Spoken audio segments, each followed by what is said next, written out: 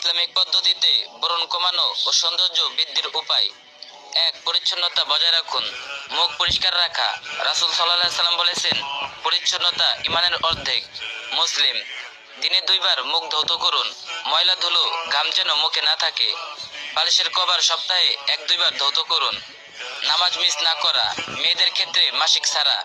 নিয়মিত নামাজ শরীর মন উভয়ের জন্য বরকতময়। ওযু করুন, কারণ ওযুর বরকতে চেহারায় নূর বৃদ্ধি পায়। ২. হালাল খাদ্য গ্রহণ। ইসলাম যেসব খাদ্য উৎসাহিত করেছে, মধু, কালিজিরা, খেজুর, পানি, পর্যাপ্ত পরিমাণ দুধ।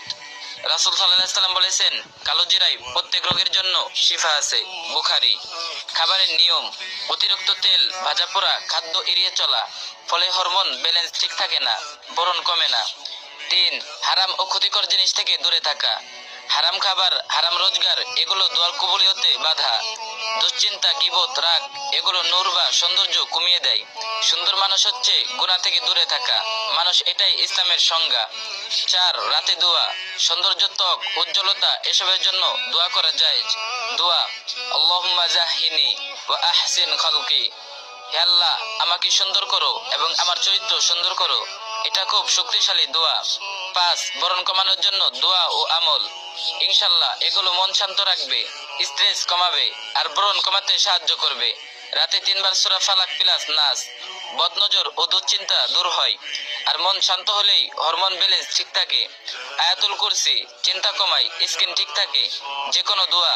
আল্লাহুম্মা ইন্নী আসআলুকা সিহহাতান ও জামালান। হে আল্লাহ, আমি আপনার কাছে স্বাস্থ্য ও সৌন্দর্য চাই। মুসাল্লামাতুল্লাহ শিয়াতা ফিহা। এটা নির্দিষ্টভাবে ব্রণ দূর করার হাদিসে নেই, কিন্তু দোয়া আল্লাহর কাছে যত চাও ততই বেশি, তাই পড়া জায়েজ, বরং সওয়াব। ৬. মনের সৌন্দর্য, যা মুখেও প্রকাশ পায়। ইসলামের সৌন্দর্য শুধু মুখে না, হৃদয়ে। নবী সাল্লাল্লাহু আলাইহি সাল্লাম বলেছেন, আল্লাহ তোমার চেহারা নয়, তোমার অন্তর দেখে। মুসলিম। যে ব্যক্তি গীবত করে না, অপবাদ দেয় না, দয়ার মন নিয়ে চলে, গুনাহ কমায়, সে ব্যক্তি মুখে স্বাভাবিক নূর আসে। ৭. সদকা। রাসূল সাল্লাল্লাহু আলাইহি সাল্লাম বলেছেন, সদকা বিপদ দূর করে। সদকা দিলে শরীর ভালো থাকে, ত্বক ভালো থাকে।